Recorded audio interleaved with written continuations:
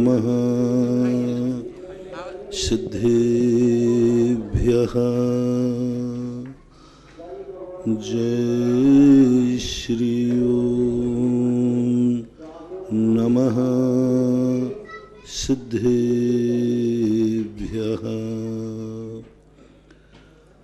सर्वमंगल मांगल्यं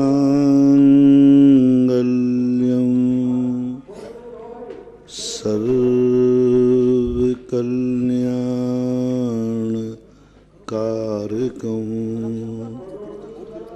प्रधानं सर्वधर्माणां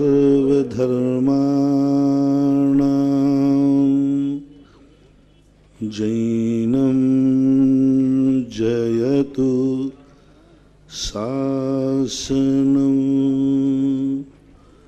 जैनं जयतु शासनं। पंच परमेष्टि भगवान की जय हो। आचार्य श्री गुरुवर कुंद कुंद महाराज की जय हो। आचार्य श्री गुरुवर विद्या सागर महाराज की जय हो। बोले परम पूज्य निर्यापक श्रवण मुनि प्रमुख सुधा सागर जी महाराज की जय हो। समस्त मुनि संघ की जय हो। प्रसंग चल रहा है कि जहाँ पूज्यता आ जाती है, जिसको पूजा जाता है, उसके सामने अपन को विनयशील बनना पड़ता है। पूजा का अर्थ मात्र इतना ही नहीं है कि पूज्य पुरुष की प्रशंसा करना। पूजा का अर्थ यह है कि अपने आप की निंदा करना। किसी भी कार्य के दो पक्ष होते हैं, एक विधि और एक निषेध, अस्ति और नास्ति। दुनिया में जितने भी पर्याय हैं सब अस्ति नास्ति पर आधारित। जितने द्रव्य हैं वे सब अस्ति नास्ति पर आधारित हैं। जितने गुण हैं वे सब अस्ति नास्ति पर आधारित हैं। अस्ति नास्ति की अपेक्षा का अर्थ है स्वयं की अपेक्षा तो वह है, पर की अपेक्षा नहीं है। जैसे ये आपका पिता है लेकिन दूसरे का नहीं है, यह आपका बेटा है दूसरे का बेटा नहीं है, यह आँख है कान नहीं है, ये कान है आँख नहीं है। जितने भी दुनिया में वस्तुएं हैं सबका जैन दर्शन ने बहुत बड़ी खोज करके दुनिया को दी कि हर वस्तु को दो दृष्टि से देखो, अस्थि की दृष्टि से और नास्ति की दृष्टि से।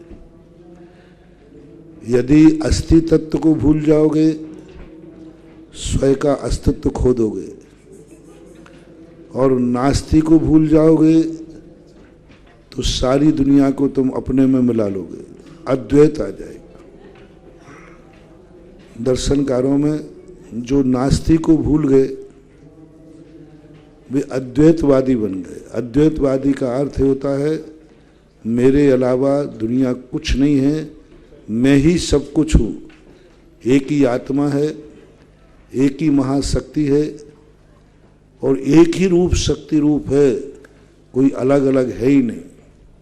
अपन सब उसके अंशी हैं, अंश हैं, और वो एक अंशी मात्र। एक छोटी सी भूल हुई थी, नास्ति को नहीं समझ पाए, उससे एक अद्वैतवाद की उत्पत्ति हो गई। और अद्वैतवाद इतना खतरनाक हो गया कि जिसके कारण से कोई घटित ही नहीं होता।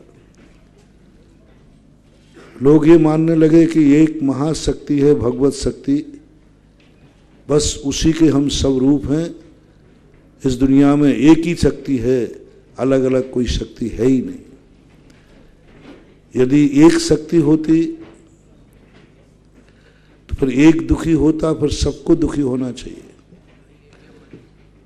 यदि अपना संबंध अंश और अंश का होता, अवयव अवयवी का होता, तो एक दुखी होता तो सबको दुखी होना चाहिए। जैसे अपनी आत्मा अखंड है, पूरे शरीर में व्याप्त होकर रह रही है, पैर में कांटा लग जाता है तो भी आत्मा को दुख होता है, हाथ में दर्द हो तो भी होता है, पैर में कांटा लगता है, आंख में आंसू आ जाते हैं, क्योंकि अखंडता है। किसी भी शरीर में दर्द होता है, इंजेक्शन कहीं लगता है, ठीक हो जाता है।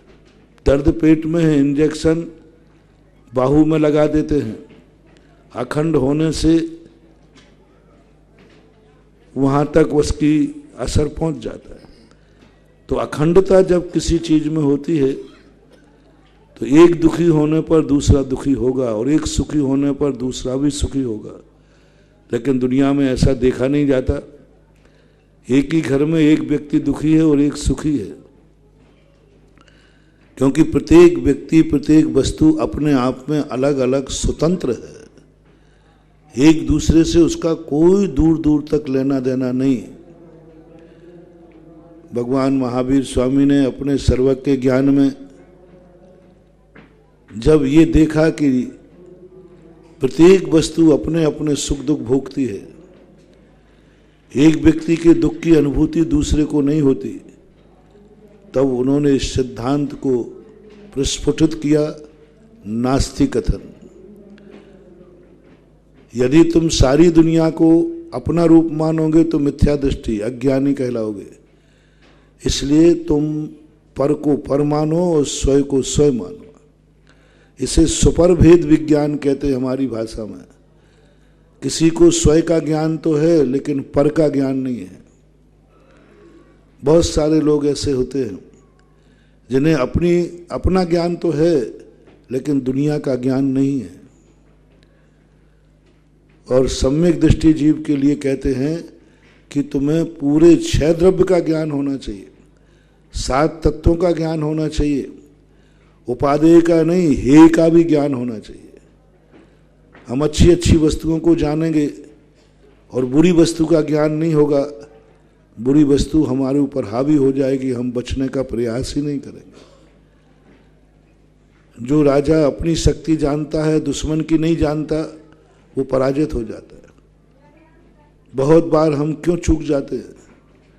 हमारे पास इतनी शक्ति है, साधना है, सब कुछ है, लेकिन कई बार दूसरा आकर के हावी हो जाता है, क्योंकि हम उसको जानते ही नहीं थे कि मेरा भी कोई दुश्मन होगा, मेरे लिए भी दुख देने वाला कोई होगा, क्योंकि मैंने तो अपने आप में स्वचतुष्टय को प्राप्त कर लिया। इसलिए यदि अपने जीवन में चोरों को भी जानो, तुम अपने जेब में पैसा रखे हो, तुम्हें ज्ञान है, सब कुछ है, लेकिन चोर का पता नहीं है तो वो जेब काट ले जाएगा। चोरों के रास्ते भी जानो। मकान में यदि तुम आने जाने वाले रास्ते को ही ताला लगाओगे, ये भी सोचो कि कोई चोर का रास्ता कौन सा है। चोर ऐसे रास्ते से आ जाता है, तुम्हें जब वो चोरी करके चला जाता है तब कहते हो मुझे तो मालूम ही नहीं था कि यहां से भी कोई आ सकता है, वहां से भी कोई आ सकता है। बताते हैं लैट बात के पाइप होते हैं, उनमें से चला जाता है चोर, उसको गंदा फंदा कुछ नहीं लगता है। अपन सोचते हैं कि यहां से इस पाइप को कौन छुएगा, चोर कहता है मैं वही छूऊंगा। पता नहीं कितने रास्तों से हमारे जीवन में दुख आ जाते हैं। सबसे बड़ी चीज अपन विधि कथन को जान रहे हैं, हम ये नहीं समझ पा रहे। अभी देखो जो वायरस फैल रहा है, कोई दवाई की बात नहीं कर रहे, सब ये कह रहे सावधान रहो, अपने आप को सावधान रहो, हाथ पैरों को स्वच्छ करो, भीड़ के वातावरण में अपने मुंह को बंद रखो, तो ये सब निषेध कथन कहलाते हैं। क्योंकि हमारी जिंदगी हमारे हाथ में है, लेकिन सामने वाला व्यक्ति कब टकरा जाए। एक्सीडेंट स्वयं की भूल से नहीं होता है, सामने वाले की भूल से भी होता है कि नहीं होता है। स्वयं तो सावधान है, सब कुछ है, लेकिन सामने वाला भी टक्कर मार सकता है। और ज्यादातर एक्सीडेंट स्वयं की भूल से कम होते हैं, सामने वाले की भूल है।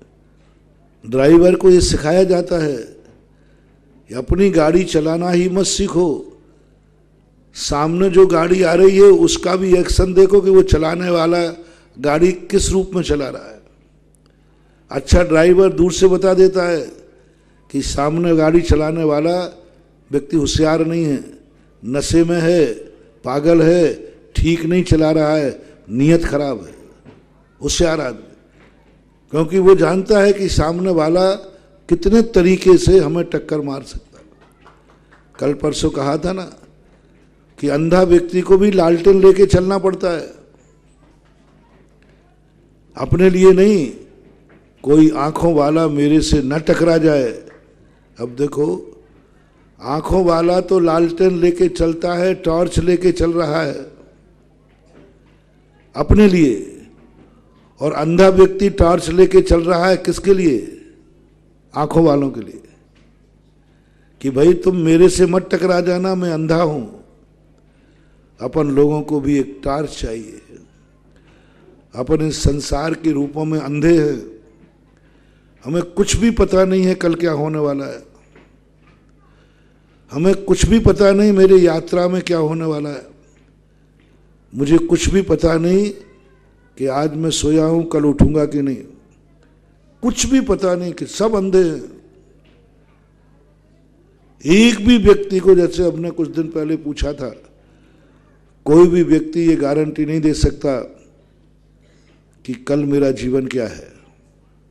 अनुमान है, धुएं में लाठी है, कुछ भी हो सकता है। सब अंधे, कोई किसी के भविष्य की घोषणा नहीं कर सकता। अब अंधा व्यक्ति कहे कि अब हमारे लिए उजेले की क्या जरूरत है, हम तो अंधे हैं। नहीं, अंधे को ज्यादा जरूरत है, क्योंकि आंखों वाला तो सामने वाले की हरकत देखकर बच जाएगा, लेकिन अंधा नहीं देख पाएगा कि सामने वाला किस नियत से आ रहा है। विदेशों में बताते हैं पैदल चलने वालों के लिए बायां नहीं चलना चाहिए। ये बायां चलना गाड़ियों का काम है, पैदल वाले को समय हमेशा दायां चलना चाहिए, जिससे सामने से आती हुई गाड़ी दिखे और हम दूर से देख सकें कि ये गाड़ी, सामने से यदि कभी भी कोई गाड़ी आ रही है तो अपन दूर से बच सकते हैं, एंगल देख सकते हैं। लेकिन पीठ पीछे से गाड़ी आती है तो पैदल चलने वाले को कभी बायां नहीं चलना चाहिए। कई बार हम लोगों के साथ होता है, जब बड़ी भीड़ के रास्ते हाईवे पे चलते हैं तो हम लोग दाएं चलते हैं, क्योंकि दाएं चलने वाले से कम सामने से गाड़ी दिख तो रही है। बाएं चलने वाला क्या पैदल चलेगा, कोई भी व्यक्ति टक्कर मार सकता है। और आज तक जितने भी पैदल चलने वालों को कुचला है, पीछे से ही कुचला है, आगे से किसी भी आज तक पैदल चलने वाला नहीं कुचला गया। जितने भी एक्सीडेंट हुए, महाराजों के भी हुए, आरिकाओं के भी हुए, सब पीछे से टक्कर मारे। सामने तो हम देख के चलते, हमारे आचार्यों ने 4 हाथ दूर देखने को कहा है, यानी 6 फीट दूर। हम एकदम नीचे नहीं देख सकते, दूर भी नहीं, कम से कम चलते समय 6 फीट देखना पड़ता है। और 6 फीट देखने वाले व्यक्ति को 12 फीट का आभास होता है। आंख अपनी ऐसी खुली रहती है कि देख रहा हूं 6 फीट, लेकिन हम और भी इससे दूना और देख सकते हैं, और इतने में हम अपना बचाव कर सकते हैं। इसलिए अपन सब पैदल चलने वाले हैं। पंचम काल में किसी के पास कोई गाड़ी नहीं है, कोई मंत्र शक्ति नहीं है, कोई प्रत्यक्ष अवध ज्ञान नहीं है, मना पर्याय ज्ञान नहीं है, कोई केवली भगवान नहीं है। गुरु महाराज के पास भी है तो उनके पास भी प्रत्यक्ष ज्ञान नहीं है। ऐसी स्थिति में अपन को सब एक प्रकार का अपने आप को अंधा मान लें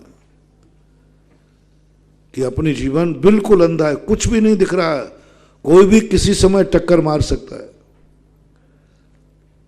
अब अपने लिए टॉर्च की जरूरत है, अपने लिए लालटेन की जरूरत है। एक कदम भी मत बढ़ाना, सामने वाले को इशारा करो कि मुझे छोड़ के चल भाई। और आज टॉर्च क्या है? पुण्य। पुण्य रूपी टॉर्च ही तुम्हें बचा सकती हो, कोई नहीं बचा सकता। अंधे को कोई नहीं बचा सकता, वो हाथ में लालटेन लिए है। सामने वाला यदि उसको देख करके बच जाए तो बच जाए, नहीं तो कुचलना तो निश्चित है।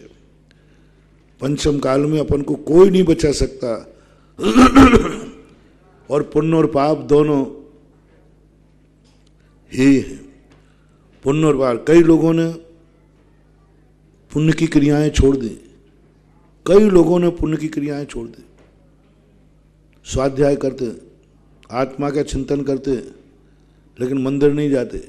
मंदिर में भी जाएंगे तो जो कल कहा था वहां बैठ करके भी अपने गुणानुवाद करेंगे, भगवान का गुणानुवाद नहीं करेंगे। उनको इतना ज्ञान नहीं है। जब मोक्ष जाना होता है तब पुण्य पाप को एक कहा जाता है, एक सोचा जाता है। इस भाव में पुण्य तो है ही नहीं, हमें तो संसार में जीना है। और संसार में जीने वाले के लिए मात्र एक ही तरीका है, अपना पुण्य बढ़ाओ। और पुण्य बढ़ाने का तरीका मैंने विगत दिनों से बता रहा हूं। जो तुम्हारे पूज्य पुरुष हैं, बड़े हैं, उनके सामने अपना नास्ति पक्ष रखो, अस्थि पक्ष रखो कि भगवान की प्रशंसा करो, और नास्ति पक्ष रखो अपनी निंदा करो, अपनी निंदा करो।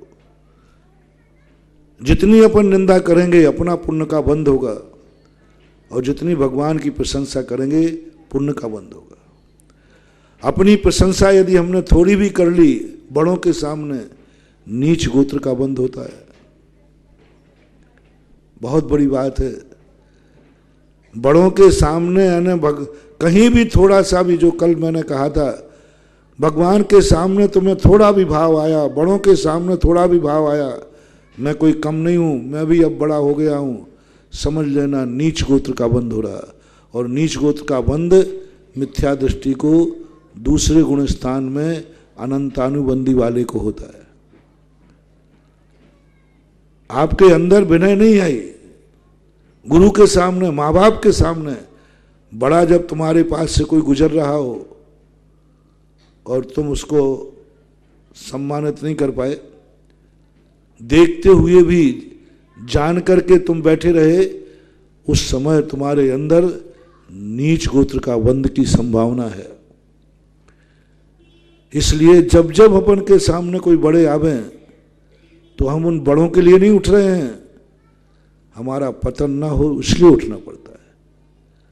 और विनयशील बनना, जो तुम पैर छूते हो, ये पैर पखारते हो, बड़ों के पैर छूते हो, तो कई लोगों को बड़ा चिड़चिड़ापन आता है, मैं सबके पैर छूता रहूं क्या? अरे भाई, तुम बड़ों के पैर नहीं छू रहे हो, तुम ऊंचे उठने का एक प्रक्रिया है। जो बड़ों के पैर छूता है वह पूज्य। जब जब तुम पैर छूते हो बड़ों के, तब तब तुम्हारे अंदर पूज्यता गुण प्रकट होता है, तुम्हारा आदर्श बनता है, तुम नीचता से ऊपर उठोगे। प्रणते उच्चैर गोत्रम, जितना बड़ों के सामने झुकते हो तुम्हारा उच्च गोत्र का बंध होता है। और अपन को लगता है कि हमारी मान हानि हो रही है, हम क्या सबके सामने झुकते ही रहें, क्या जिंदगी भर झुकते रहें, अब हम बहुत बड़े हो गए हैं। समझ लेना हमारे अंदर बहुत बड़ी उद्दंडता आ गई। जब पूज्य है तो पूज्य ही बना के रखो। जब पूज्य है तो उसके सामने सरल बन जाओ। कल हमने माधव की बात कही थी, अंत में कहा था पूज्य के सामने मायाचारी नहीं, छल कपट नहीं, इतने सरल बन जाओ क्योंकि वो पूज्य है। पूज्यता की पूजाएं सफलीभूत क्यों नहीं हो रही आज के समय पर? इतनी पूजाएं भक्ति तुम कर रहे हो, फिर भी तुम्हें वो पुण्यबंध नहीं हो रहा। आजकल हमने देखा है इतना धर्म हो रहा है लेकिन फल कम मिल रहा है। पहले के लोग थोड़ा धर्म करते थे, फल बहुत मिलता था। कारण क्या है? आज हर व्यक्ति के धर्म करते समय मायाचारी आ गए। भगवान के सामने मायाचारी, मंदिर में मायाचारी, हर कार्य में मायाचारी। मन में कुछ, वचनों में कुछ, क्रिया कुछ की कुछ होती है, कुछ का कुछ कर रहा मायाचारी, छल कपट से भरा हुआ है।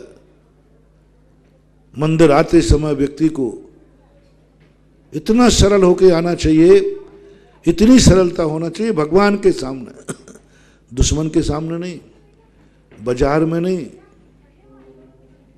वहां तुम खूब मायाचारी करो, छल कपट करो। संसार बिना मायाचारी के नहीं चलता। संसार चलाने के लिए मायाचारी चाहिए, छल चाहिए, कपट चाहिए। लेकिन कम से कम जब अपने पूज्य पुरुष के सामने जाओ तब बिल्कुल बिल्कुल निश्चल बन जाओ। कोई मायाचारी नहीं, जो कुछ है सब कुछ उगल दो, जो कुछ है सब कुछ कह डालो, जो कुछ भी है। गुरु के सामने मायाचारी नहीं, गुरु है सब कुछ कह डालो। या तो फिर वो गुरु है नहीं, और गुरु है तो कभी छुपाना नहीं। बहुत सारे लोग देव साध गुरु के सामने अपनी शक्ति छुपाते हैं। पूज्यवर कुंद कुंद भगवान ने लिखा कि धर्म क्षेत्र में जो अपनी शक्ति को छुपाते हैं वह मिथ्या दृष्टि का लक्षण है। सम्यक दृष्टि का लक्षण बनाया, जम सक्कई तम कीरई जम चरण सक्कई च सद्धरणम। जितनी शक्ति है वह करता है। आपको सम्यक दर्शन प्राप्त हुआ है, इसकी परीक्षा कैसे करोगे? तो आप देख लीजिए कि किस धर्म की क्रिया में आप शक्ति को छुपा रहे हैं। शक्ति को छुपा रहे हैं। किसी भी चीज में शक्ति के लिए जब तुम्हें छुपाने का भाव आ जाए, समझ लेना कि हम मिथ्या दृष्टि हो गए, हमें धर्म का चमत्कार नहीं होगा। अब आप देख लीजिए, विचार करें, जिस दिन आप मंदिर आ सकते हैं और आप मंदिर नहीं आ रहे, शक्ति छुपा ली। आप जैन कुल में हैं, मिथ्या दृष्टियों की पहचान करो। जैन कुल है, संस्कार दिया, कोई परेशानी नहीं है, बीमार भी नहीं हो, कोई दिक्कत भी नहीं है, फिर मंदिर क्यों नहीं जा रहे? शक्ति है जाने की? नहीं है, फिर भी नहीं जा रहे हो, तो सबसे ज्यादा निकृष्ट मिथ्या दृष्टि होता है तो जैन कुल में जन्म लेने वाला। अन्य कुल में जन्म लेने वाले की दुर्गति उतनी नहीं है, क्योंकि उसको तो भान ही नहीं है। सबसे ज्यादा जैन कुल में, जैसे कल मैंने कहा था कि सबसे ज्यादा खतरा बिजोलिया में रहने वाले को है। सबसे ज्यादा जिंदगी का खतरा, सबसे ज्यादा यदि विनाश होगा, दुर्गति होगी तो बिजोलिया वाले की होगी। क्यों? बिजोलिया में रहने वाला व्यक्ति, बोलो, प्रतिदिन केवल ज्ञान भूमि पर आ सकता है कि नहीं? जैन की बात कह रहा हूं विशेष रूप से। जैन की श्रद्धा है, अजैन को मैंने पहले ही कह दिया, वो तो जानते ही नहीं इसकी महिमा को। जैन है, आ सकता है कि नहीं? आ सकता है। और नहीं आ रहा है बस अब ये शक्ति को छुपा रहा है, इस पे गिरेगी गाज। ये इसको पकड़ेंगे कर्म, ये है सबसे बड़ा निकृत। मैंने कहा ना, जितने जितने आप ऊंचे उठते जाओगे उतना ही खतरा बनता जाएगा। जैनी को सबसे ज्यादा खतरा है जो जैनी बिजोलिया में रहता है, सबसे ज्यादा ये क्षेत्र उसको अभिशाप बनेगा। नकारात्मक ऊर्जा बहुत नकारात्मक, जिस चीज से पॉजिटिव ऊर्जा होती है उस चीज से नकारात्मक ऊर्जा होती है। सूर्य बाहर जितना तपता है, सूर्य अंदर उतना ही शीतल है। अंदर देवता रहते, एयर कंडीशन है, बाहर तपता है। ऐसे ये मंदिर दिव्यमान है,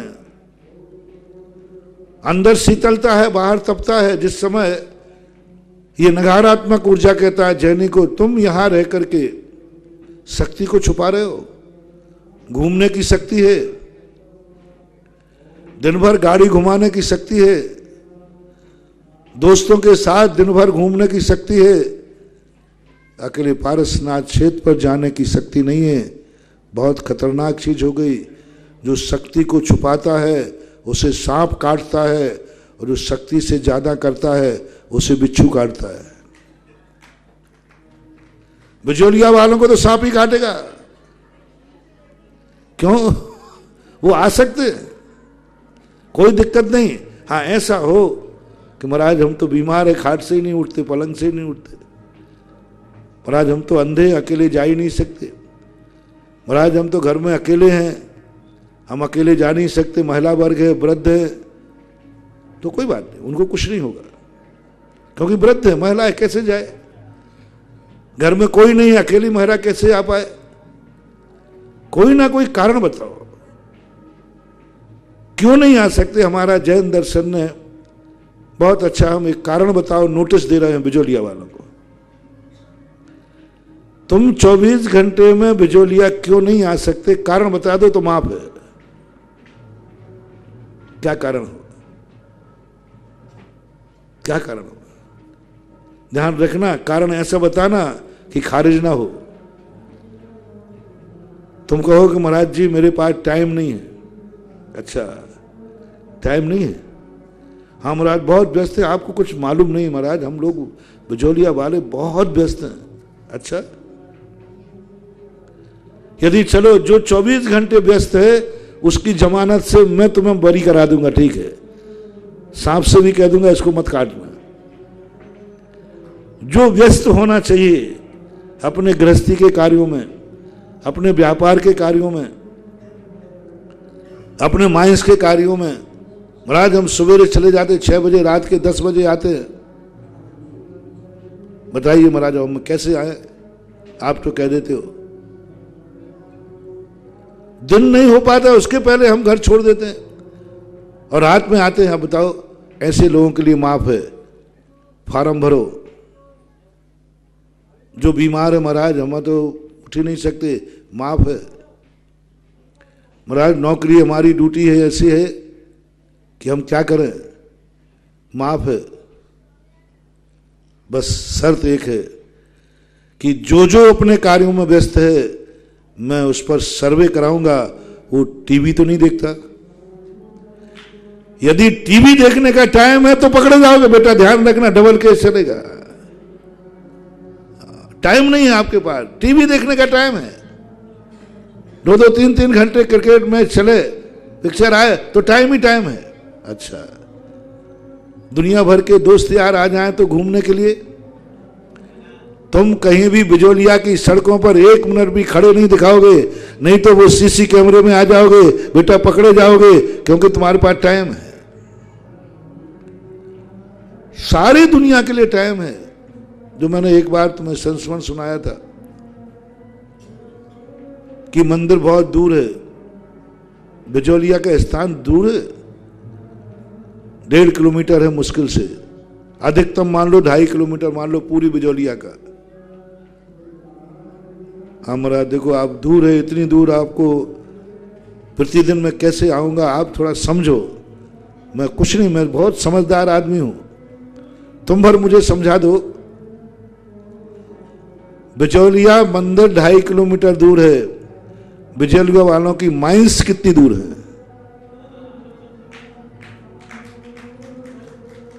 शायद घर ही में होगी माइंस सबकी है। ऑफिस कितने दूर है? उगावनी करने के लिए जाना पड़ता है तो ग्राहक कितने दूर हैं? बहाना मत बनाओ, बर्बाद हो जाओगे। सरल बन जाओ और कहो भगवान नहीं, आज तक मैंने बेईमानी की, हर कार्य के लिए टाइम था, बस मैंने आज तक मायाचारी की, मेरे टाइम नहीं। हर स्थान पास था, हे भगवान मैंने आज तक बेईमानी से आपके मंदिर को दूर माना, दूर माना। दिन भर गाड़ियां घुमाते हो सड़कों पर, 2 मिनट लगेंगे यहां आने पर, 2 मिनट आने के, 2 मिनट जाने के और 2 मिनट 9 बार नमोकार मंत्र के, इतने मात्र से तुम्हारी अगले जन्म का भी हम जैनी बनने का सर्टिफिकेट दे रहे हैं। इतने मात्र से ये क्षेत्र तुम्हें पॉजिटिव ऊर्जा देगा। तुमने इसको वेलकम कर लिया, उन्होंने कहा नहीं काहे का दूर है, 5 मिनट में गया और आया। जब संसार के कार्यों की दूरियां परमार्थ का मंदिर तो पास लगे, संसार के कार्य दूर लगे, यह सम्यक दृष्टि का लक्षण है। कितनी शक्ति आप छुपाते हैं। आप सुबह उठकर अभिषेक कर सकते हैं, टाइम है, गाज इन पे गिरना है, सुनवाई नहीं होती। जब हमारे ऊपर संकट आता है हम भगवान को कैसे सुनवाई करें? तुमने तो इतनी बेईमानी की है भगवान के साथ, तुमने तो इतनी शक्ति छुपाई है कि तुम भगवान के पास आने की शक्ति रखते थे, फिर भी नहीं आई। भगवान कहता है अब तेरे ऊपर संकट आएगा तो मैं भी नहीं आऊंगा, मैं भी नहीं आऊंगा। जब तू मेरे पास तक नहीं आ सकता तो मैं तेरे पास तक भी नहीं, बरगनाया भी नहीं भेज सकता। यदि तुम्हें ये भाव चाहिए कि हे भगवान तेरा आशीर्वाद मुझे हर मुसीबत में चाहिए, कभी तू मुझको मत भुला देना, कभी मेरे को बहुत दूर नहीं मान लेना, तो आपको भी ये कहना पड़ेगा भगवान तेरा दरवाजा मेरे लिए कोई दूर नहीं, यदि तू जन्नत में भी होगा तो मैं वहां भी पहुंच जाऊंगा, कहीं भी होगा, मैं तुझे छोड़ने वाला नहीं, मैं शक्ति नहीं छुपाऊंगा। आपकी शक्ति है, मिथ्या दृष्टि का लक्षण बता रहा हूं। जैनी के आपकी शक्ति है कि रात में नहीं खाएंगे तो चलेगा, डायबिटीज नहीं है, बीमार नहीं हो, कोई मजबूरी नहीं है, शौक से खा रहे हो।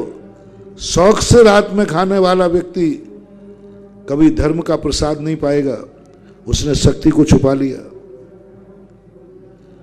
शक्ति को छुपा लिया।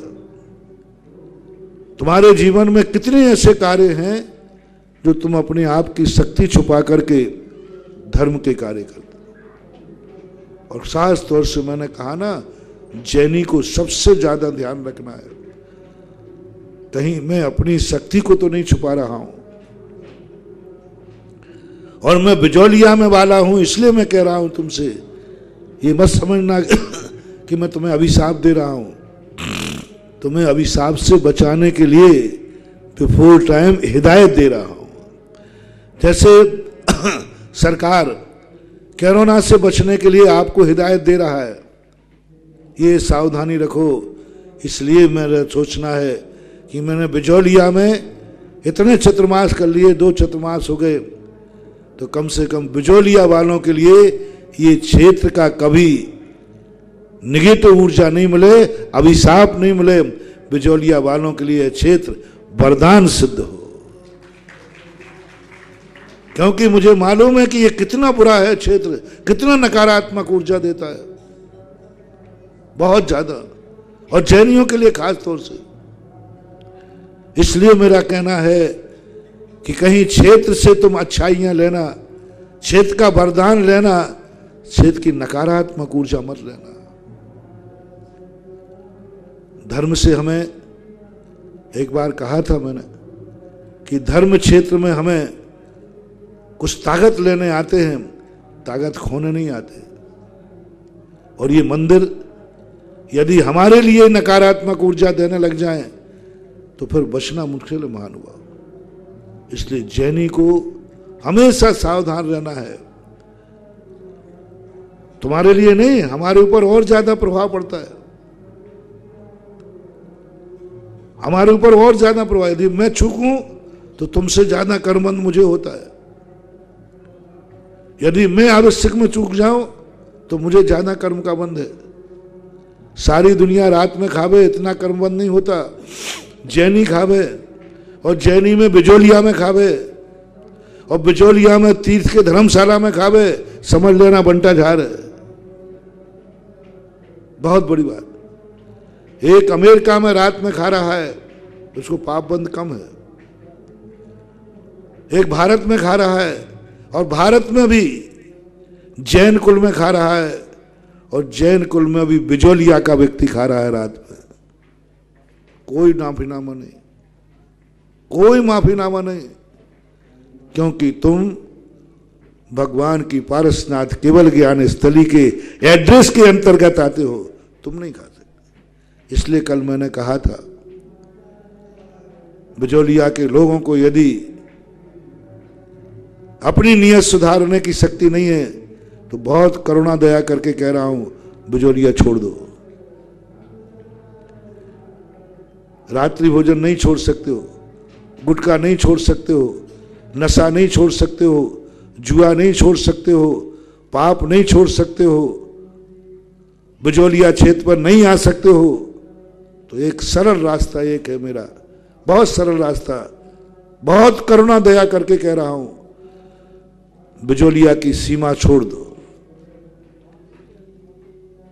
जिस एड्रेस में बिजोलिया लिखा जाए उस सीमा से बाहर चले जाओ। द्वेष से नहीं कह रहा हूं, बुरे भाव से नहीं कह रहा हूं, बहुत करुणा दया करके कह रहा हूं, क्योंकि मैं इसका साइड इफेक्ट भी जानता हूं। ये बिजोलिया क्षेत्र को मैं बहुत अच्छी तरह जानता हूं। इसकी एनर्जी इतनी पॉजिटिव है कि यदि तुम झुक गए तो ना जाने क्या पा जाओगे, और टूट गए तो ऐसे टूटोगे कोई उठाने वाला भी नहीं मिलेगा। सबसे बढ़िया है कि रब, मैं तो रात्रि भोजन नहीं छोड़ सकूंगा। जो कुछ भी तुम्हारे में व्यसन हो, उन व्यसनियों पर भी मैं दया कर रहा हूं। हालांकि मुझे करना नहीं चाहिए, व्यसनियों को, पापियों को दुर्गति होवे, बुरे कर्म आवे, उस समय मुझे चेताना नहीं चाहिए। लेकिन फिर भी मेरा एक नेचर है कि कैसा भी व्यक्ति हो, किसी व्यक्तियों को किसी धर्मात्मा का अभिशाप नहीं लगना चाहिए, धर्म का अभिशाप नहीं लगना चाहिए, धर्म भूमि का अभिशाप नहीं लगना चाहिए, धर्म भूमि का अभिशाप नहीं लगना चाहिए, मेरा एक मानना। क्योंकि सारे दुनिया के अभिशाप लग जाएंगे, उनकी सबकी दवाई है। सारे दुनिया के अभिशाप लग जाए, उसकी दवाई है। लेकिन धर्म का और धर्मात्मा का अभिशाप लग जाए तो उसका कोई इलाज नहीं है। इसलिए मैं करुणा करके कह रहा हूं, बहुत दया करके कह रहा हूं, बिजोलिया वालों से खास तौर से, कि तुम बिजोलिया छोड़ दो। जिस जिस एड्रेस में बिजोलिया शब्द आया वहां तक नहीं, मतलब तहसील में बिजोलिया है तो तहसील के बाहर, पर बिजोलिया शब्द तुम्हारे किसी भी एड्रेस में, तुम्हारे किसी मकान जायदाद में, किसी रजिस्ट्री में बिजोलिया शब्द नहीं आए, जैनी के लिए हिदायत है, उस सीमा के बाहर जाएगा।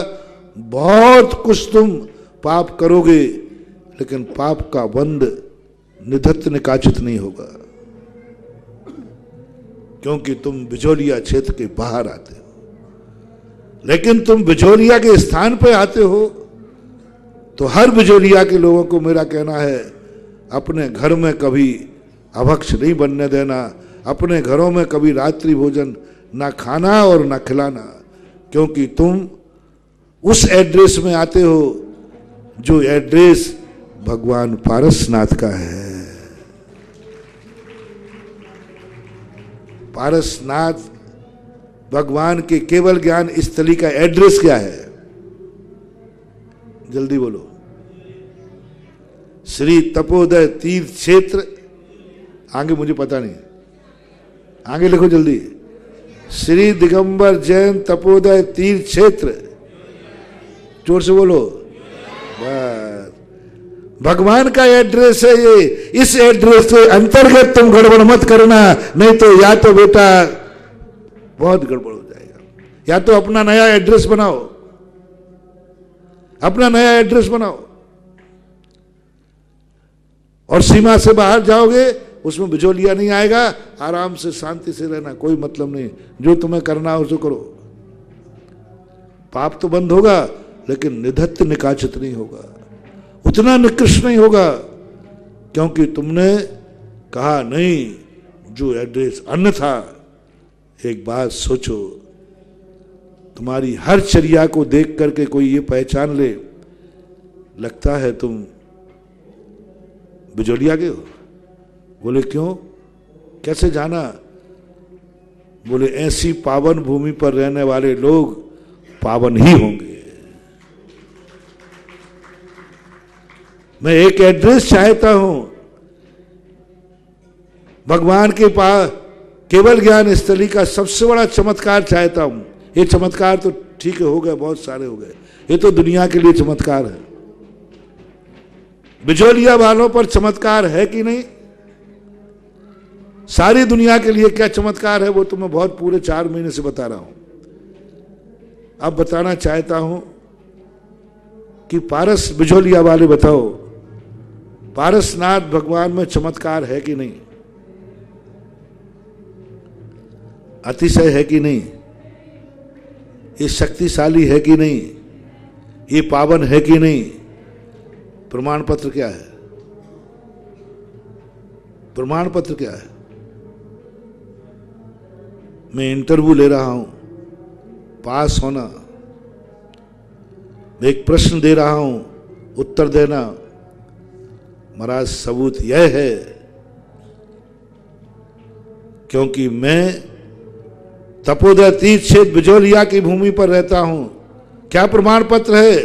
इनका सबसे बड़ा चमत्कार है, मेरे घर में कोई रात्रि में भोजन नहीं करता और मैं किसी को रात्रि में नहीं देता। ये प्रभाव है हमारे। और कोई पूछे इस युग में आप रात में भोजन नहीं करते? बोले यही तो तपोदय तीर्थ क्षेत्र का प्रभाव है। बिजोलिया के जैनी की घर की कोई एक पहचान बनाओ जो दुनिया के घरों में नहीं हो, वो बिजोलिया के घरों में है। ऐसी कोई पहचान। 100-125 घर है।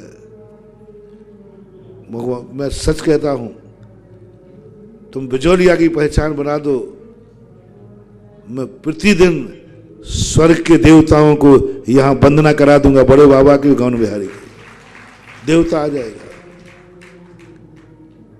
लेकिन इनकी पावनता का तो प्रभाव यहीं तुम्हारे ऊपर नहीं पड़ पा रहा है, और एक सारी दुनिया में फैल जाए। भगवान पारसनाथ का सबसे बड़ा चमत्कार है कि बिजोलिया के किसी जैनी घर में रात्रि भोजन नहीं होता। इससे बड़ा चमत्कार दुनिया में हो नहीं सकता। ये सारे चमत्कार तो बहुरूपियों में भी होते हैं। ये सारे चमत्कार तो दुनिया में हर किसी के पास होते हैं। ये चमत्कार कि देखो तपोदय भूमि का प्रभाव देखो, एक जैनी बिजोलिया में रहने वाला गुटखा नहीं खाता, शराब का तो नाम ही नहीं जानते वहां के जैनी, जानते ही नहीं। हर घर की रसोई में जाओ, कभी आलू प्याज लहसुन नहीं मिलेगा। क्यों? बोले पारसनाथ का चमत्कार है। क्या ये चमत्कार हो सकता है? और हर व्यक्ति, तीसरा और चमत्कार, जैनी हर व्यक्ति जो भी 8 साल से ऊपर के हो गए, वो 24 घंटे में एक बार उस भूमि को धोख दिए बिना ना तो सोते हैं और ना भोजन करते हैं। ये चमत्कार, ये समाचार मैं स्वर्गीय देवताओं को भेजना पाता हूं। स्वर्ग में रहने वाले देवताओं को एड्रेस, स्वर्ग के देवताओं को बुलाने का एक तरीका है। और मेरी गारंटी है, जिस दिन मैं ये भेज दूंगा स्वर्ग में आवाज लगा के, हे स्वर्गीय देवताओं, पारसनाथ का चमत्कार देखो। तुम्हारे जो साक्षात पारसनाथ थे उनमें भी यह चमत्कार नहीं था कि पंचकर्णाक में सारे देवता आए थे। मैंने जो पारसनाथ बनाए हैं, जो पारसनाथ यहां बैठे हैं, उन पारसनाथ का चमत्कार देखो। बिजौलिया का हर व्यक्ति 24 घंटे में एक बार भगवान को दर्शन किए बिना सोता नहीं। आप 6 महीने कर लीजिए, 6 महीने बाद यहां देवता उतरेंगे, यहां देवता आएंगे। ऐसे मंदिर की वंदना देवता करते हैं। और सबसे बड़ा, हमारे बिजौलिया के अंदर कोई घर में रात्रि भोजन नहीं होता। कोई आकर कहे भी तो कह देना ये तपोभूमि का श्रावक का घर है, कृपया करके रात में भूखे ना आए। देखो, गर्व से करो। जैसे हमने कल कहा था कि तुम अपनी अच्छाइयों का श्रेय भगवान को तो दो, तुम अच्छे दिनों का भगवान के ऊपर तो थोपो। जब तुम सबसे कहोगे नहीं ये बिजौलिया की भूमि, बोले सारे दुनिया के घरों में होते हैं। आजकल ऐसे होते हैं क्या बिना रात्रि भोजन के? आजकल अलग है। बोले दुनिया बदल जाए तो बदल जाए, ये पारसनाथ की तपोभूमि है, ये ना बदली है और ना यहाँ के लोग बदलेंगे। पारसनाथ की भूमि पुरानी है कि नई है? पुरानी है तो यहाँ के लोग भी पुराने हैं, यहाँ के लोग भी सिद्धांत भी हैं। देखो चमत्कार देखो। देवता तुम्हारे भगवान को नमस्कार करने के साथ साथ तुम्हें भी नमस्कार करेंगे। और धरणन पद्मावती तो तुम्हारे ऐसे दीवाने होंगे। ओहो, आज सारे जगत में पारसनाथ के चमत्कार का डंडोरा पिट रहा है। बोले क्या? देखो पारसनाथ का प्रभाव देखो। बिजौलिया के किसी घर में चले जाओ, कहीं रात्रि भोजन नहीं मिलेगा। ये चर्चा सारे भारत में फैल जाएगी। फिर देखो प्रभु का कृपा, फिर देखो धरणन पद्मावती। आप बिजौलिया के अंदर रहने वाला कोई भी व्यक्ति गुटखा खाते नहीं मिलेगा। ये चमत्कार किसका है? पारसनाथ। कोई जुआ खेलते नहीं मिलेगा। ये चमत्कार यदि हो जाए, एक बार पूज्य आचार्य महाराज से किसी ने पूछा कि पंचम काल में मुनियों के पास क्या अतिशय और चमत्कार है। पहले तो चमत्कार होते थे, तो आचार्य ने कहा जो चमत्कार तुम गिना रहे हो वे तो बहुरूपिया में भी होते थे। सबसे बड़ा चमत्कार है हीन संगनन है। चारों तरफ भौतिक वातावरण है, चारों तरफ का वैज्ञानिक भौतिक वातावरण फैल रहा है, उसके बीच में रह करके भी मुनि अपने संयम का पालन कर रहा है। इससे बड़ा और क्या चमत्कार चाहिए? क्या गजब का जवाब था। बोले और जो चमत्कार होते हैं ये तो बहुरूपिया भी कर लेता है। सबसे बड़ा चमत्कार हीन संगनन है। शक्ति में बहुत कमी है, ज्ञान कुछ ज्यादा है नहीं, और चारों तरफ का वातावरण कैसा है, और उन गंदे लोगों के बीच में रहना है। 24 घंटे चारों तरफ क्या है? आंख उठाओ तो राग रंग, कान खोलो तो राग रंग, बोलो तो सब कुछ वही है। चारों तरफ का वातावरण। आज हम मुनियों के लिए हम लोग आग के दरिया में बैठे हैं। पहले के महाराज दीक्षा लेते थे, पारसनाथ भगवान, नेमिनाथ भगवान, इनकी कोई बड़ी तपस्या नहीं थी। क्यों? बैराग हुआ, गिरनार की 5वीं टोंक पे चले गए। अब वहां क्या राग द्वेष होना है? ना तो राग की वस्तु पहुंचेगी और ना दुश्मन भी नहीं पहुंचेगा वहां। तो गए जंगलों में जाके बैठ गए, जाकर गुफा में, अब काय का राग द्वेष बता दो। आंख खुलेगा जंगल दिखेगा, कान खुलेंगे तो शेरों की धाड़ आएगी, कुछ तो नहीं है, राग द्वेष कुछ भी नहीं, सब में। और हम लोग कहां बैठे आज? चारों तरफ का वातावरण कैसा है? बिजोलिया का तो फिर भी हाल है, कम से कम 1.5 किलोमीटर दूर है। शहरों का क्या हाल है? पड़ोसी में चारों तरफ पाप की वर्गणाएं भरी हैं, चारों तरफ राग द्वेष पाप मांसाहार सब प्रकार के लोग हैं। शहरों का वातावरण देखो कितना गंदा है, और उनमें भी हमें कई बार रहना पड़ता है। कैसे संभालें? सब तरफ का वातावरण, कहीं देख नहीं सकते, कान खोल नहीं सकते, यानी 24 घंटे मुनि महाराज की साधना के प्रतिकूल वातावरण है इस कलयुग में, चारों तरफ। और शक्ति है नहीं, ज्ञान है नहीं, और वातावरण उल्टा है। तो आचार्य महाराज ने कहा इस वातावरण में रह करके भी, यानी आग की दरिया में रह करके भी मुनिराज के पैरों में फपोले नहीं पड़ रहे हैं और मुनि व्रत का पालन कर रहे हैं, इससे बड़ा चमत्कार और क्या हो सकता है? बस जो चमत्कार मैं अपने मुनियों में घटा रहा हूं, क्या चाहते हो इस युग में इससे बड़ा चमत्कार? चढ़ती जवानी हो, छोटी उम्र हो, प्रतिकूल वातावरण हो, पहली बार उपवास कर रहा हो, और घर में उसी दिन मिठाइयां कढ़ाई चढ़ी हो, सब लोग खा रहे हो, और परोसने का काम उसे सौंप दिया।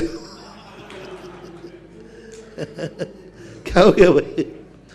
पहली बार तो उपवास किया उसने मुकुट सप्तमी का या कोई अनंत चौदस का, और उसी दिन घर में मेहमान आए और नाना प्रकार के व्यंजन बन रहे हैं, और कार्य क्या है उसका?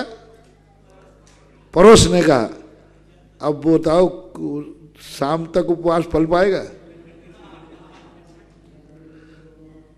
काया से भली पल जाए लेकिन मन तो बिगड़ जाएगा। उसके बावजूद भी शक्ति है नहीं, वातावरण है नहीं, उसके बावजूद भी वो उपवास कर गया। तो हमारे शास्त्रों में कहा 1 करोड़ उपवास करे चौथे काल का आदमी,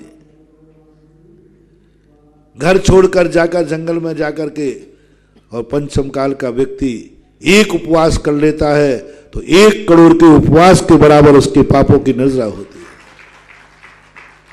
1 करोड़ उपवास कर रहा हो पंचम काल का, क्योंकि उसके पास वातावरण प्रतिकूल है, शक्तिहीन है। वो तो शक्तिमान थे, ध्यान में बैठ गए, इसको तो शक्ति नहीं है, चक्कर आ सकता है, गला सूख रहा है, वातावरण प्रतिकूल है सब तरफ से, और लोगों के अंदर नाना प्रकार के विपरीत भाव है, उसके बावजूद भी कर लेता है। चौथे काल में जो मुनिराज 1 करोड़ वर्षों में जिन परिणामों से निर्जरा करते हैं, पंचम काल का मुनिराज यदि सही है, 1 अंतर मुहूर्त में उतने कर्मों का क्षय कर सकता है। सौधर्मेंद्र अपने जीवन काल में असंख्यात पंचकल्याणक मनाता है, उसका पुण्य एक तरफ रख दो, और पंचम काल में एक श्रावक 9 इंच की मूर्ति का पंचकर्णा करता है, इसका पुण्य उस असंख्यात पंचकर्णा करने वाले सौधर्म से असंख्यात और अनंत गुना ज्यादा होता है, क्योंकि वो समर्थ है, वो अवधियानी है, वो उसका फल जानता है, और सब तरफ से उसको क्या काम ही नहीं कुछ। देवता 24 घंटे मंदिर में बैठा रहे, 24 घंटे, और ऐसा असंख्यातों वर्षों तक बैठा रहे 24 घंटे, तो भी उतना पुण्य नहीं है उसको। और एक श्रावक, वो भी पंचम काल का, 1 घंटे को मंदिर का समय निकाल के आता है तो इस इंद्र से भी असंख्यात गुणा पुण्य का बंद करता है। क्यों? उस इंद्र को क्या करना है? काम क्या है उसको? कौन सा काम करना है उसको? सब पका पकाया मिला है। क्या काम करना? मंदिर चला गया तो कौन सा व्यर्थ में बैठा था। लेकिन एक गृहस्थ, कितने काम है, कितने कार्य करना है, कितनी व्यस्तता उसके पास है, उसे सब कुछ करना है। उसके बावजूद भी कहता है मैं इतनी व्यस्त जिंदगी में भी प्रभु तेरे लिए मैं 1 घंटे निकालूंगा। और जिस दिन तुम सबसे ज्यादा पुण्य का बंद करना है, कई लोग कहते हैं महाराज जी कोई विशेष कार्य आ जाए तो छूट, मैंने कही वही सारंग का दिन है, वही सारंग का दिन है। जिस दिन बारात घर में आई हो, लो सबसे ज्यादा पुण्य बंद करा रहा हूं। जिस दिन बारात घर में आई हो, चारों तरफ से यात्री आ रहे हो, और उस दिन तुम समय निकाल करके भगवान का अभिषेक करने आ जाओ, पूरे साल भर का अभिषेक का पुण्य और उस दिन का पुण्य अनंत गुणा होगा। भगवान कहेंगे आज तू आ गया, तू तो आ ही नहीं सकता था आज तेरे घर में। बोले भगवान लाख उपाय हो जाए तेरे लिए तो समय निकाल लूंगा। बस भगवान कहते बेटा इतनी व्यस्तता में तूने मेरे लिए समय निकाल दिया, जा मैं भी एक मेरा विचार करता हूं, मैं कितना भी व्यस्त होऊंगा, जब भी तेरे जीवन में संकट आएगा मैं भी तेरे लिए समय निकालूंगा। सीधी बात, सीधी बात, टेट फॉर टेट, जो कुछ है इससे स्पष्ट है। तुम कितनी मजबूरी में मंदिर आ रहे हो, महाराज समय मिल जाएगा तो आ जाएंगे। और सबसे ज्यादा पुण्यबंद बता दूं किसको होगा? जिस दिन जिसकी शादी है और बारात लग रही है और वही अभिषेक का समय है।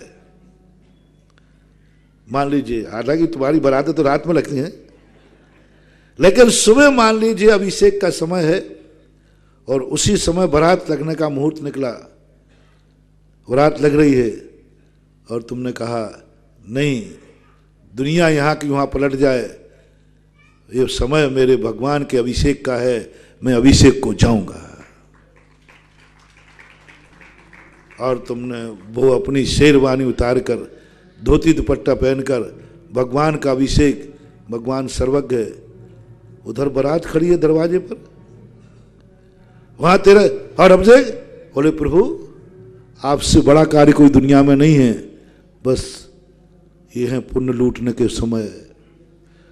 भरत चक्रवर्ती ने सबसे बड़ा पुण्य कब लूटा? पूरी जिंदगी भर अभिषेक पूजन किया, सबको मालूम था कि आज भरत चक्रवर्ती नहीं आएगा, भगवान को केवल ज्ञान हुआ। देखो कैसे होते हैं पुण्य कमाने के समय, और ये तुम खो देते हो। सबको मालूम था, भगवान को केवल ज्ञान हुआ आज चक्रवर्ती नहीं आएगा। बोले क्यों? उसके घर में सुदर्शन चक्र की उत्पत्ति हुई है, देवताओं को आना जाना लगा हुआ है, देवता आ रहे। सुदर्शन चक्र, अक्षय निधियां भंडारे में प्रकट हुई हैं, उनकी वेलकम करना पड़ता है, स्वीकार करना पड़ता है। इसलिए वो चक्रवर्ती तो, क्योंकि दुर्लभतम जीवन में एक बार मिलता है चक्रवर्ती पद, और इतने सारे जीवों में एक को मिलता है, उसको संभालेगा। दूसरे ने कहा चक्रवर्ती नहीं आएगा क्योंकि उसके यहां बेटा हुआ है, पुत्र रत्न की उत्पत्ति हुई है। चारों तरफ से लोग बधाइयां देने आ रहे हैं, चक्रवर्ती है, चारों तरफ से लोग बधाइयां देने आ रहे हैं, इसलिए चक्रवर्ती इस महोत्सव में शामिल नहीं होगा। देवताओं के अवध ज्ञान फैल हो गए, क्योंकि जब भगवान को केवल ज्ञान होता है तो इंद्र सदबंदियाणम, 100 इंद्रों के द्वारा एक साथ वंदना होती है। भवनालय 40 व्यंतरा होंत 32 कप्पा मर 24 नंद चंदो सूरो नरो त्रियो। जब भगवान को केवल ज्ञान होता है तो एक साथ उस एरिया के 100 इंद्र नमस्कार करते हैं, एक साथ। 24 अमरों के वैमानिक, 40 व्यंतरों के, 32 व्यंतरों के, 40 भवनवासियों के, नर त्रियंच यानी चक्रवर्ती जो वहां का राजा है, सबसे बड़ा राजा है, और शेर और सूर्य और चंद्रमा, ये सब नमस्कार एक साथ। इंद्र सदबंदियाणम, देवताओं ने कहा 99 लोग वंदना करेंगे। आज भगवान की वंदना 99 लोगों से होगी। बोले क्यों? चक्रवर्ती नहीं आएगा। ये बहुत बड़े पुण्य की हीनता मानी जाती है। जैसे राष्ट्रपति यहां आवे और मुख्यमंत्री उसका वेलकम नहीं करे तो ये अच्छा माना जाता है कि बुरा माना जाता है? राष्ट्रपति आ रहा हो, मुख्यमंत्री नहीं आए, ये ठीक नहीं है। राष्ट्रपति आना तो मुख्यमंत्री को आना ही पड़ेगा, आना ही चाहिए, फोटो है। आज चक्रवर्ती नहीं आएगा देवताओं ने भी घोषणा कर दी चक्रवर्ती नहीं आएगा, क्योंकि उसके यहां इतना कौन छोड़ के आएगा? 6 खंड के राजा महाराजा उसके दरवाजे आ रहे बधाई देने के लिए। 6 खंड के राजा वहां भेंट देने आ रहे, चक्ररत्न की उत्पत्ति हुई है। 32,000 मुकुटबद्ध राजा दरवाजे पर खड़ने होने को तैयार है। चारों तरफ से बधाइयां हो रही हैं। आह, धन्य है। सबने सोचा आएगा नहीं, और सामने से देखा भरत चक्रवर्ती आ रहा है। सबने देखा, ये कैसे आश्चर्य हो गया। आज भरत चक्रवर्ती को तो कोई टाइम ही नहीं था, कैसे आ गया। और भरत चक्रवर्ती जाकर के भगवान की वंदना करता है। उस समय सारे देवता दुनिया देख लेती है, धर्म इसे कहते हैं, धर्म इसे कहते हैं कि सब प्रकार की व्यवस्था होकर कहा नहीं, दुनिया का कोई काम आ जाए मुझे धर्म से नहीं रोक सकता, मुझे धर्म के कार्य से नहीं हो सकता। पहले भगवान केवल ज्ञान भगवान का मैं वंदना करके आऊंगा, उनका दर्शन करूंगा। आश्चर्यचकित रह गए सब। सारे भगवान को वंदना करने की अपेक्षा देवता चक्रवर्ती को नमस्कार करने लगे। धन्य है धर्म और धन्य है धर्मात्मा। ऐसा धर्मात्मा होना चाहिए, ऐसा धर्मात्मा होना चाहिए। बताते उस समय उसको ऐसा पुण्य का बंध हुआ, ऐसा पुण्य का बंध हुआ कि पूरी जिंदगी में नहीं किया होगा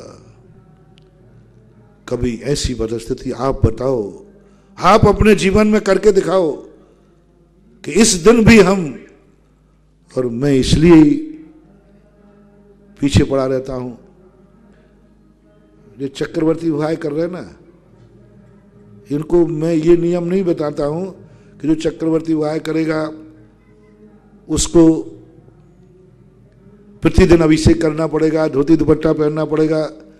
वो ले ले तो ले ले, मैं देता नहीं, कानून नहीं है। मतलब मैं ये दिखाना चाहता हूं भगवान इस युग में मैं अपने भक्त को, कि इस युग में व्यक्ति शादी के दिन को सबसे ज्यादा शौक का दिन मांगता है। वो पाणी ग्रहण के समय की ड्रेस को लेने के लिए बंबई जाता है शॉपिंग करने। अभी मैं गर्मी में भीलवाड़ा था, तो एक बच्चे की शादी थी। महाराज मैं बंबई जा रहा हूं। मैंने क्यों? शॉपिंग। मैंने कि सारी दुनिया तो भीलवाड़ा आती है, कपड़े का मार्केट, यानी उस पट्टा को कपड़े, भीलवाड़ा के अंदर कपड़ा नहीं मिल रहा, वो बॉम्बे जा रहा है शॉपिंग करने। महाराज जी जिंदगी में एक बार आता है, उसका कुछ मजा अलग ही होता है। अब मैं तो तुम्हारे मजे में भंग क्यों डालूं? मैंने कि बस यही परीक्षा का दिन है। मैं कभी भी ऐसे लोगों को रोकता नहीं हूं, लेकिन दिमाग लग रहा हूं। मैंने कि बस जो व्यक्ति उस दिन के कपड़े खरीदने बंबई जावे, उस दिन के लिए खाने पीने के लिए छूट मांग रहे, अच्छे अच्छे लोग रात में खाने वाले लोग कहते महाराज एक दिन की छूट रखूंगा। किस दिन? बोले शादी के दिन की। सब प्रकार की छूट ले लेते, मौज मस्ती का दिन होता है, नहीं पीने वाले भी पी लेते हैं, नहीं खाने वाले भी खा लेते हैं। मैंने कि बस आज भक्त को जिंदगी संभालने का, भगवान को दिखाने का कि भगवान देखो सारी दुनिया शादी के दिन क्या पहनती है और मेरा भक्त शादी के समय धोती दुपट्टा पहन रहा है। सारी दुनिया के शौक देखो, बंबई शॉपिंग करने जा रहा है, भगवान उस दिन में धोती दुपट्टा, मेरा भक्त धोती दुपट्टा पहन रहा है। सारी दुनिया उस दिन खाने में मौज मस्ती उड़ा रही है। मैं कभी नहीं कहता कि तुम्हें आज उपवास कर लिया तो हर साल में उपवास करना पड़ेगा। मैं दिखाना चाहता हूं भगवान सारी दुनिया इस दिन खाती पीती है और हमारा भक्त आज उपवास करके बैठा है। सारी दुनिया धर्म को छोड़ देती है और आज हमारा भक्त अभिषेक का लोटा लेकर आया है, अभिषेक का लोटा लाया। आज तुम्हारी पूजा करेगा ये और दुनिया को दिखा देंगे कि भगवान गृहस्थी में फंसना तो मेरी मजबूरी है, सत्य तो ये है कि इस मजबूरी में भी मैं तुझे बीच में रखूंगा और तेरे साथ। क्या बहुत बड़ी चीज है महानुभाव। एक दिन की पूजा से कुछ होता नहीं है, एक दिन के धोती दुपट्टा से कुछ होता नहीं है, लेकिन पूरी जिंदगी भर तुम धोती दुपट्टा पहन करके भगवान का अभिषेक पूजन करते रहना। और शादी के दिन जो अभिषेक पूजन करता है धोती दुपट्टा पहन के, जिंदगी भर का पुण्य एक तरफ और उस दिन का पुण्य एक तरफ, क्योंकि वो विपरीत परिस्थितियों में है। जहां शौक का दिन था उस समय अपने आप को उससे मोड़ दिया। कितना बड़ा तप है, इच्छा निरोधो तप, इच्छा का निरोध करना। चारों तरफ की इच्छाएं जहां पूरी की जाती हैं वहां कहता नहीं, इच्छा का निरोध है। आप लोगों से भी मेरा कहना है, उन परिस्थितियों में जब आपको कभी दिखाना है कि भगवान देखो, भगवान खुद देख लेंगे कि इन परिस्थितियों में भी व्यक्ति व्यस्त होकर के भी अपने आप को, इसको मंदिर का समय। भरत चक्रवर्ती बताते जब मंदिर जाता था तो देवता दर्शन करने आते थे उसको, देवता दर्शन करने आते थे, ये मंदिर काहे के लिए जा रहा है। और वहीं बाजू में गरीबों की, भिखारियों की लाइन लगी थी। तो लोगों ने कहा ये भी तो दर्शन करने जा रहा है। बोले जा रहे हैं, कर्म के मारे हैं, कर्म की मार पड़ती है तो गधे को भी बाप कहते थे, ये तो भगवान के पास ही जा रहे हैं। उनके दर्शन भी नहीं, देखा भी नहीं देवताओं ने। और भरत चक्रवर्ती को देखा, ये क्यों जा रहा है, इसको क्या जरूरत पड़ी है, इसके तो अक्षय निधियां भरी पड़ी हैं, ये तो इसी भाव में मोक्ष जाना है। फिर भी वह ब्रह्म मुहूर्त में उठ रहा है। यह है बंधु, अपने जितना जितना अपने सामने परिस्थितियां प्रतिकूल पड़ती जाएं उतना ही तुम धर्म में अडिग होते जाओ। सबसे बड़ा पुण्य का दिन है। उस दिन जरूर पूरे परिवार सहित मंदिर में विधान करना, जिस दिन तुम्हारे घर में ब्याई जी आ रहे हो। उस दिन दिखाना है भगवान को कि ब्याई जी बड़ा नहीं है, आप बड़े हो। उस दिन दिखाना तुम, जिस दिन गुरु जी तुम्हारे नगर में प्रवेश कर रहे हो और ठीक उसी समय तुम्हारी बारात का प्रवेश का समय है, ट्रेन आना है और गुरु महाराज प्रवेश कर रहे हैं उसी दिन, क्या करोगे? दोनों का टाइम एक ही है, दोनों का टाइम एक ही है। अब यदि आपने 99% तो कहेंगे महाराज तो आ ही रहे हैं, आ ही जाएंगे, ठीक है, बारात लेने चले जाएंगे। मुहूर्त बारात का उसी समय एक टाइम है, दोनों का एक टाइम। कई लोग तो इतने हैं जो बेशर्म होते हैं, मेरे से भी कह जाते महाराज जी आप कल प्रवेश मत करना। हाँ, मेरे से कहा कई लोगों ने, राजस्थान में कहा। बोले क्यों? महाराज जी कल मेरे यहाँ बारात आ रही है। मैं समझ जाता हूँ कि इसकी जिंदगी में मेरी कीमत क्या है। मैंने कहा कल तू मुझे रोक रहा है, मन में सोचता हूं, कहता नहीं हूं गुरुजी मर गए तो,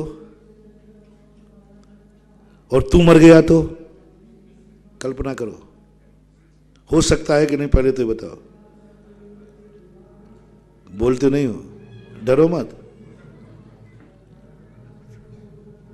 कल महाराज को रोक गया तू, महाराज कल प्रवेश नहीं करना, रात में तेरा मरण हो सकता है कि नहीं, महाराज भी हो सकता है कि नहीं, कुछ नहीं बिगाड़ हो सकता है। तो फिर क्या होगा, फिर क्या होगा? तू मर गया तो महाराज कैसे तेरे नगर तेरे पास आए, और महाराज चले गए तो कब आएंगे? कभी सोचा है कल्पना को?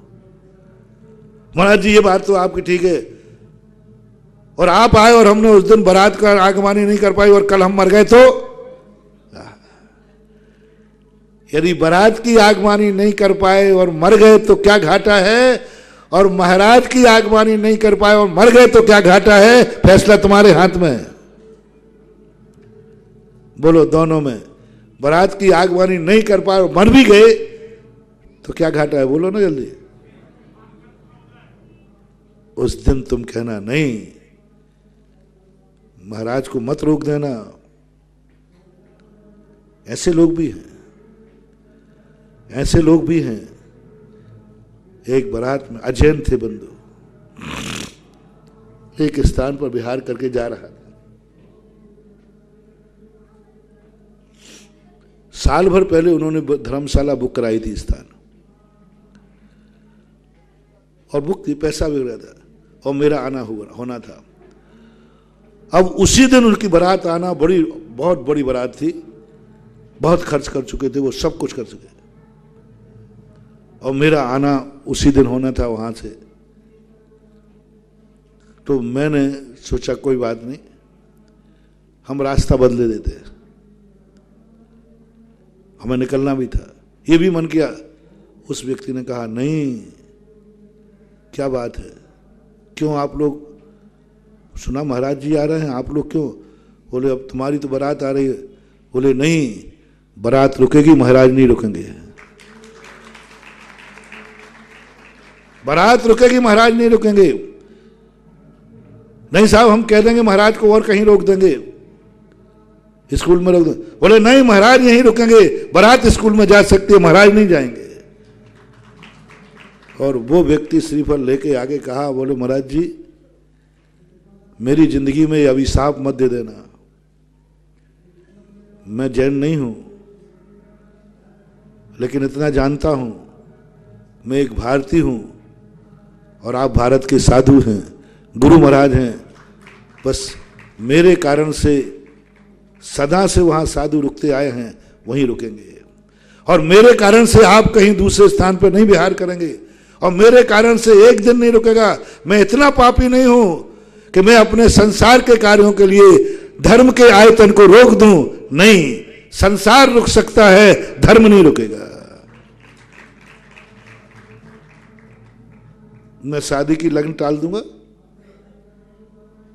सबको कार्ड दे चुके हैं, बोले सब फिर से चला जाएगा, नहीं तो नहीं टलेगा तो हम दूसरे स्थान पे कर लेंगे। कैसे करेंगे? लेकिन महाराज आएंगे।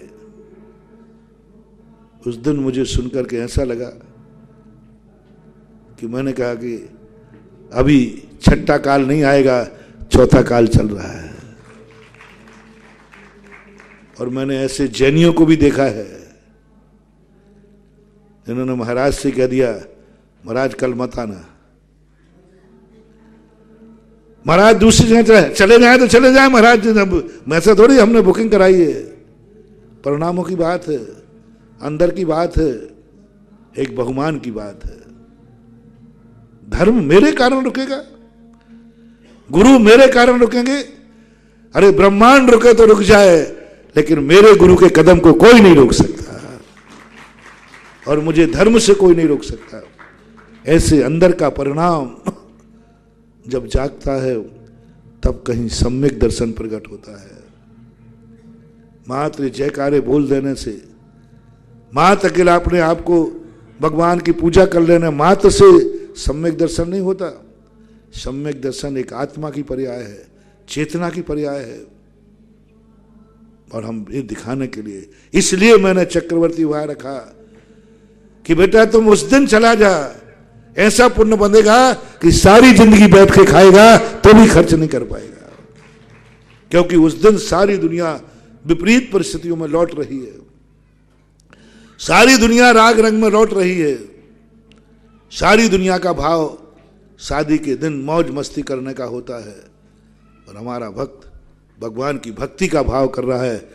कितनी इच्छा रोकी, बोलो, कितनी इच्छाओं का अनुरोध किया, कितनी इच्छाओं का, मैं तो कल्पना ही नहीं कर रहा हूं। और शादी के बाद घर प्रवेश नहीं किया, शादी के बाद 3 दिन और 7 दिन का ब्रह्मचर्य व्रत लेकर और दोनों तीर्थ यात्रा पर व्यतीत करना, इससे बड़ा और क्या चमत्कार होगा रे। आप लोग खुद अनुभवशील हैं, आप लोग खुद सब जानते हैं। शादी हुई है और दोनों हैं अकेले में, और शादी के बाद 7 दिन तक का संयम रखना। मैं तो कहता हूं एक मुनिराज का जीवन भर का ब्रह्मचर्य व्रत और गृहस्थ के उस बच्चे का चक्रवर्ती के 7 दिन का ब्रह्मचर्य व्रत, उससे भी ज्यादा बड़ा वो है। हम लोग तो सब आग के दरिया से बाहर हैं, हम लोग तो संकल्प है, त्याग है, हम तो दूर हैं, बहुत दूर हैं। उसके तो आग की दरिया पास है। दोनों आग की दरिया में हैं, दोनों जवान हैं और दोनों शादी कर चुके हैं, दोनों शादी कर चुके हैं। कोई प्रकार का कोई बंधन नहीं है, दोनों परिवार से कोई बंधन नहीं, समाज से कोई बंधन नहीं, उम्र का तकाजा है। उसके बावजूद भी कहते नहीं, हम 7 दिन तक का संयम धारण करके और 7 दिन दोनों मिलकर के धर्म करेंगे। बंधुओं ध्यान रखना, कोई साधारण कल्पना नहीं है, साधारण कल्पना नहीं है, बहुत बड़ी कल्पना। ऐसे लोग जाकर के आगे जाकर के बाल ब्रह्मचारी बनकर और लोकांतिक देव बन जाते हैं। लोकांतिक इतना संयम, उस दिन के लिए तो लोग कितनी कितनी अरमानें सजाते हैं, कितनी इच्छाएं करते हैं, और उस दिन के लिए क्या क्या आप लोग करते हैं। और चक्रवर्ती वाह वाला बहुत बड़ा मान, बहुत बड़ा सगुन उसके ऊपर होंगे। अब वो व्यक्ति 100 जन्म तक कभी कुल को कलंक नहीं लगाएगा, कब के कुल के कलंकी भाव नहीं होंगे, कभी भी ऐसा कार्य नहीं करेगा जो देश कुल और धर्म जाति के विरुद्ध में हो, क्योंकि उसने सबके सामने दिखा दिया। आप लोगों को भी इसलिए मैं कह रहा हूं कि परिस्थितियां कैसे भी बनती जाए, लेकिन अपने आप को संभालना है, अपने आप को दिखाना है कि हे भगवान, कितने भी परिस्थितियां आ जाएं, 24 घंटे एक बार तो तपोदा तीर्थ में आना है, चाहे बारात भी क्यों ना आए, चाहे कितना भी काम आ जाए वो।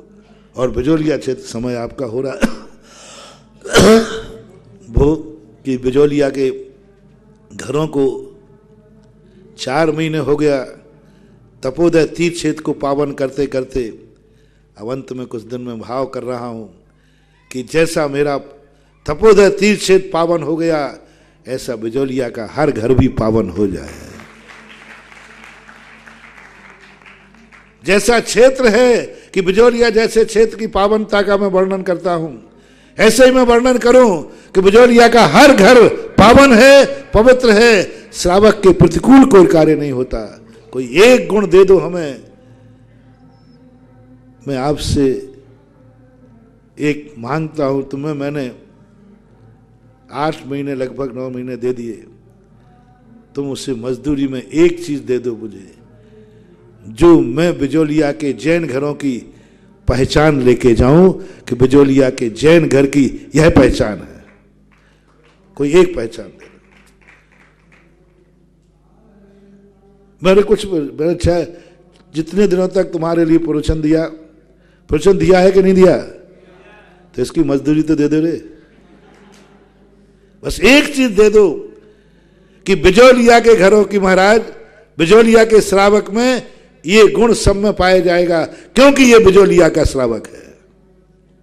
ऐसा कौन सा गुण है बिजोलिया के श्रावक में? जैसे तीर्थ को माना जाए, दुनिया में बहुत सारे तीर्थ हैं, राजस्थान में बहुत तीर्थ हैं, लेकिन एक पहचान है कि भगवान को केवल ज्ञान यहां हुआ था। तीर्थ इसी प्रकार तीर्थों में जैसे तपोदय तीर्थ क्षेत्र की पहचान है, ऐसे ही हम बिजोलिया के श्रावकों की एक पहचान चाहते हैं। ये गुण जहां पाया जाए समझ लेना वो बिजोलिया का श्रावक है, वो बिजोलिया की श्राविका है।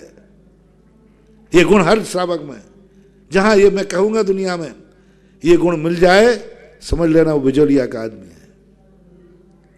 बोलो, कोई ऐसी पहचान है जो दुनिया के घरों में नहीं है, वो तुम्हारे घर में है।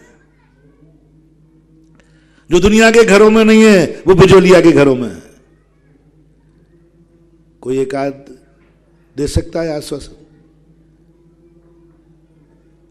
जो दुनिया के घरों में नहीं है वो बिजोलिया के घरों में नहीं। पूरे बिजोलिया का पूछ रहा हूं अभी। ऐसा कुछ करो, ऐसा कुछ करो, इसके लिए लड़ो, इसके लिए मरो। मंदिरों के बंटवारे के लिए मरते हो, इसके लिए मरते हो, उसके लिए मरते हो, सब करते हो दुनिया में। कितने इसके लिए मरो कि हमारे बिजोलिया की एक पहचान है।